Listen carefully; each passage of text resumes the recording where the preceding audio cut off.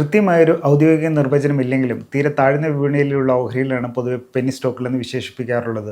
ഇത്തരം കുഞ്ഞൻ ഓഹരികളോട് റീറ്റെയിൽ നിക്ഷേപകർക്കിടയിൽ ആഭിമുഖ്യവും ഏറെയാണ്. വിപണി വില കുറവായത് കാരണം കൂടുതൽ എണ്ണം ഓഹരികൾ ഒറ്റയടിക്ക് വാങ്ങാമെന്നതും ഭാവിയിൽ ഇതിൻ്റെ വിപണി വില ഉയരുകയാണെങ്കിൽ വമ്പൻ നേട്ടം കരസ്ഥമാക്കാൻ കഴിയാമെന്ന ചിന്താഗതിയും പ്രലോഭനവുമൊക്കെയാണ് നിക്ഷേപകർക്കിടയിൽ പെന്നി സ്റ്റോക്കുകളുടെ ആരാധന ശക്തമാകാനുള്ള മൂലകാരണം.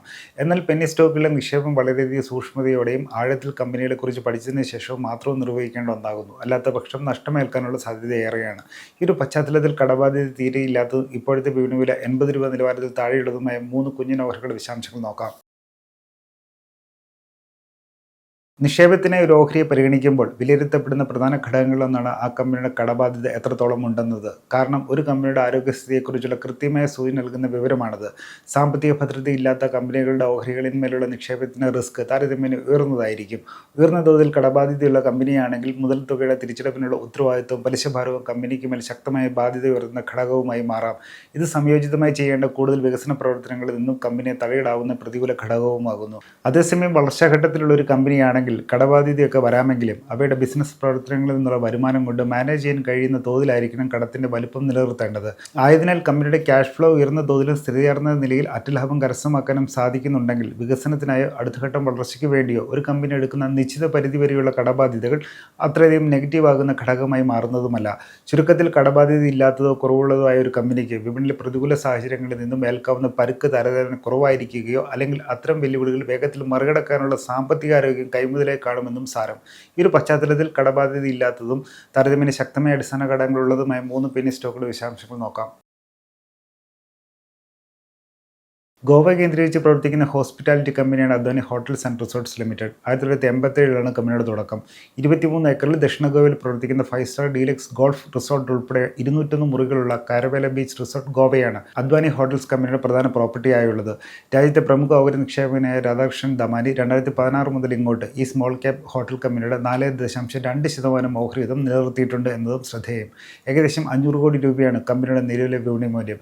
കഴിഞ്ഞ 3 വർഷത്തിനിടെ അദ്വാനി ഹോട്ടൽസിന്റെ ശരാശരി ROCO 50% മുകളിലായാണ് രേഖപ്പെടുത്തുന്നത്. അതുപോലെ കമ്പനിക്ക് പറയത്തക്ക കടബാധ്യതയില്ല എന്നതും ശ്രദ്ധേയം. 2023 സാമ്പത്തിക വർഷത്തിൽ കമ്പനിയുടെ വരുമാനം 98.6 കോടി രൂപയായിരുന്നത് 2025 സാമ്പത്തിക വർഷത്തോടെ 107.4 കോടി രൂപയെ വർദ്ധിച്ചിട്ടുണ്ട്.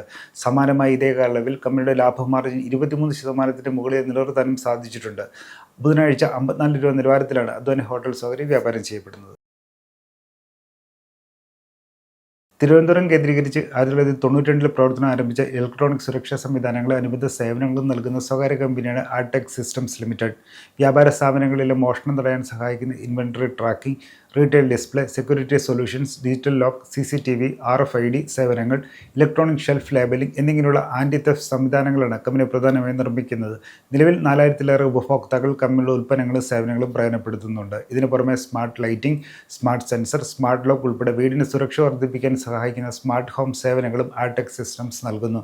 തിരുവനന്തപുരം സ്വദേശികളായ 3 സഹോദരങ്ങളാണ് ആർടെക് സിസ്റ്റംസിൻ്റെ പ്രൊമോട്ടർമാർ. ഇവരുടെ കൈവശമാണ് കമ്പനിയുടെ 67.87% ഓഹരി വീതവും ഉള്ളത്. ഏകദേശം 85 കോടിയിലേറെ രൂപയാണ് കമ്പനിയുടെ നിലവിലെ വിപണി മൂല്യം. ബുധനാഴ്ച രാവിലെ 71 രൂപ നിലവാരത്തിലാണ് ആർടെക് സിസ്റ്റംസ് ഓഹരി വ്യാപാരം ചെയ്യപ്പെടുന്നത്.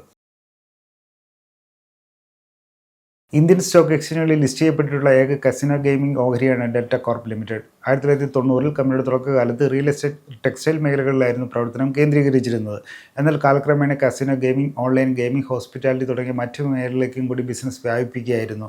നിലവിൽ ഗോവയിലെ, സിക്കിമിലും ദാമനിലുമായി 7 ചൂതാട്ട കേന്ദ്രങ്ങളാണ് കമ്പനിയുടെ കീഴിലുള്ളത്. ഡെൽറ്റ കോർപ്പിന് മൊത്തം വരുമാനത്തിന് 80% സംഭാവന ചെയ്യുന്ന കാസിനോ ബിസിനസ്സിൽ നിന്നാകുന്നു.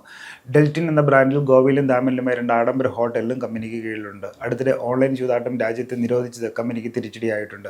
അതേസമയം ഡെൽറ്റ കോർപ്പിന്റെ കീഴിലുള്ള ഗെയിമിംഗ് വിഭാഗത്തെയും ഹോസ്പിറ്റാലിറ്റി, റിയൽ എസ്റ്റേറ്റ് ബിസിനസ് വിഭാഗത്തെയും വേർതിരിക്കാനും 2 ലിസ്റ്റഡ് കമ്പനികളായി മാറ്റുവാനും തീരുമാനിച്ചിരുന്നു. ഇതുമായി ബന്ധപ്പെട്ട നടപടിക്രമങ്ങൾ തുടരുകയാണ്.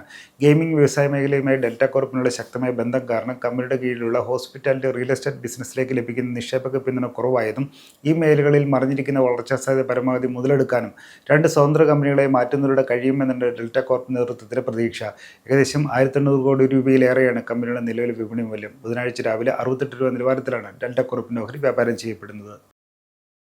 മേൽ സൂചിപ്പിച്ച ഓഹരികളെ സംബന്ധിച്ച് വിവരം പഠനാശ്രത്വം നൽകുന്നതാണ്. ഇത് നിക്ഷേപ സംബന്ധമായ തീരുമാനം എടുക്കുന്നതിനായുള്ള ഉപദേശമോ നിർദ്ദേശമോ അല്ല. ഓഹരി വിപണിയിലെ നിക്ഷേപം ലാഭനഷ്ട സാധ്യതയ്ക്ക് വിധേയമാണ്. ഓഹരിയിൽ നിക്ഷേപിക്കുന്നതിന് മുമ്പ് സെബി അംഗീകൃത സാമ്പത്തിക വിദഗ്ധരുടെ മാർഗ്ഗനിർദ്ദേശം തേടുകയോ അല്ലെങ്കിൽ സ്വന്തം നിലയിൽ കമ്പനിയെക്കുറിച്ച് കൂടുതൽ പഠനം നടത്തുകയോ നിങ്ങൾക്ക് ചെയ്യാവുന്നതാണ്. കൂടുതൽ വാർത്തകൾക്ക് വിശേഷങ്ങൾ ഈറ്റി മലയാളം ഫോളോ ചെയ്യുക, സബ്സ്ക്രൈബ് ചെയ്യുക. മറ്റൊരു വിഷയമായി വീണ്ടും കാണാം.